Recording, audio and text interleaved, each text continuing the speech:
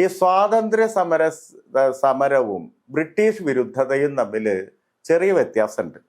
ആ വ്യത്യാസം മനസ്സിലാക്കാതെ നമുക്ക് ഈ കാര്യം വിശദീകരിക്കാൻ പറ്റില്ല.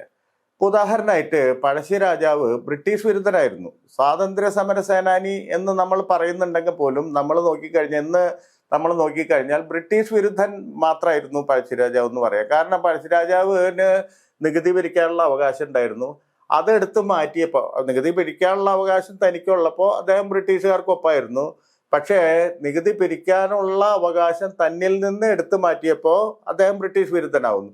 എന്ന് പറഞ്ഞാൽ തൻ്റെ പ്രിവിലേജിൽ ഒരു പ്രശ്നം ഉണ്ടാകുമ്പോൾ ആ പ്രിവിലേജ് നശിപ്പിച്ചവരോടുള്ള ഒരു പ്രതികാര വാഞ്ചയാണ് മുന്നിട്ട് നിൽക്കുന്നത്.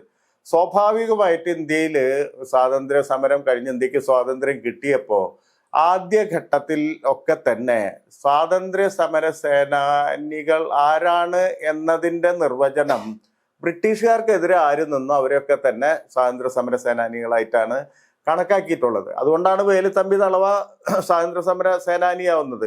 വേലുത്തമ്പി ദളവയ്ക്ക് ബ്രിട്ടീഷുകാരെ എതിർക്കുമ്പോൾ ഒരു സ്വതന്ത്ര ജനാധിപത്യ മതേതര ഇന്ത്യക്ക് വേണ്ടിയാണ് ഞാൻ സമരം ചെയ്യുന്നത് എന്നുള്ള ബോധ്യത്തിലല്ല അത് ചെയ്യുന്നത്.